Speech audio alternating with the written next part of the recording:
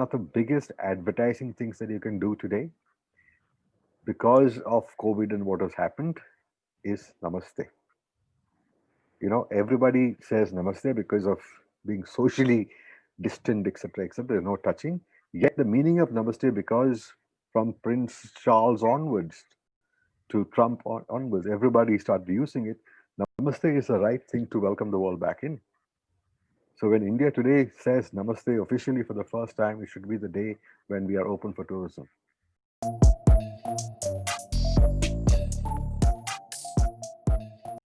The success of Incredible India there were multiple reasons why it happened. One was, I think, the world was at the right, we advertised at the right time. If you notice how the world was looking at India, etc., how our economy was, etc., it came to a point where India was almost ready for that campaign.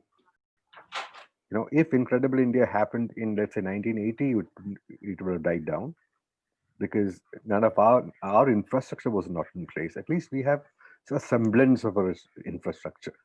Our infrastructure still needs to be, completely modernized, etc. It needs many more years of work, but at least there was something there. More importantly, the internet also helped. There was a time, that was obviously the time the internet had come in. Of course, it wasn't as what it is today, but at least there was enough and more stuff that people could search about. There were people writing about it, talking about it, and people started discovering India. Now, in fact, I once went to a place where uh, someone said that even if you had written anything else other than Incredible India, India would have still succeeded. Because India was at the threshold of of everything. It was right at the cusp of things. So many things came together to make India the tourism destination of the world, right? And we have things a lot of people do not have, right? I mean, we have the mountains, we have the seas, we have desert, forest. India is truly incredible that way.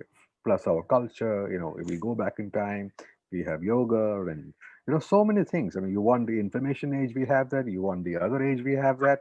We have religion at one end, we have modernity at one end, we have a smorgasbord of food available, all kinds of cuisines are there, right? So India is a fantastic experience. So and it was only there for somebody to have packaged it well and offered it to the world. So that is what happened.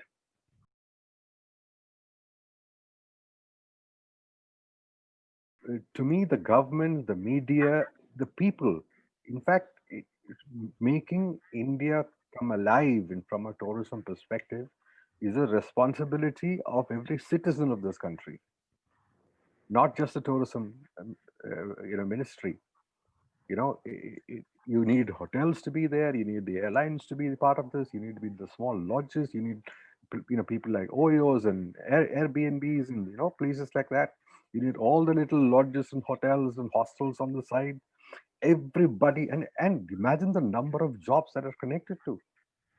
There are millions and millions of people who are connected to this industry, and every one of us is willy-nilly connected to the tourism and travel world, because we all, I mean, all for a business. We may not be travelers from a touristic perspective, for the business, for going home. There's so many other things why we need travel, and none of those things are safe.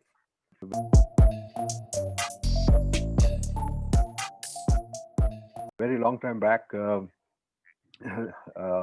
was this volcano that erupted over in Iceland or something. Absolutely. I I think remember. 2009, 2010, I think that time. And air travel went into, it was blown up in the sense because there was so much of ash in the air and planes couldn't fly, right? Now they kept saying that it'll clear up in 10 days, it'll clear up in about a month, whatever. A lot of planes didn't go that way. Then eventually the country came together and they did a campaign called Iceland is Calling, or something inspired by Iceland or something, where they actually employed webcams across the country so that people could actually check online that ash wasn't falling. Brussels had one. I don't know. Brussels had a problem, and there were some killings and stuff like that. and the Brussels government put in some phones, internet phones across the country, and anyone in the world could call that phone, and somebody in Brussels would pick up the phone and say, "Yeah, everything is fine, everything is safe." They got the public together. They galvanized the force of the public and the goodness of the people to work for themselves. That is what we should be doing.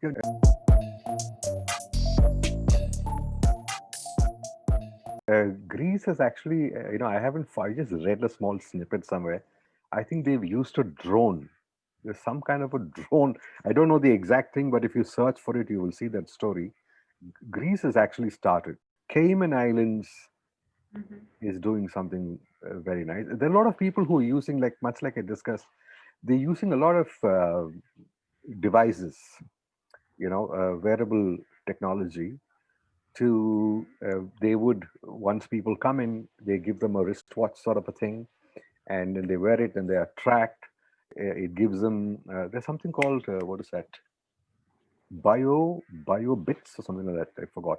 Something like that, which is at play, which is a technology which it's more not the kind of stuff that you would use for fitness purposes.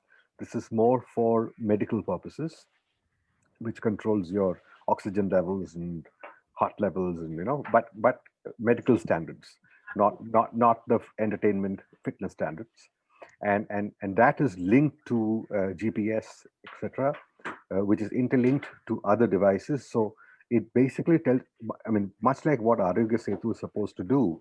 So if I have it, and if you have it, and you're an infected person, this damn thing is supposed to beep, and it's supposed to tell me that I am in the proximity of somebody who's a potential point of contagion.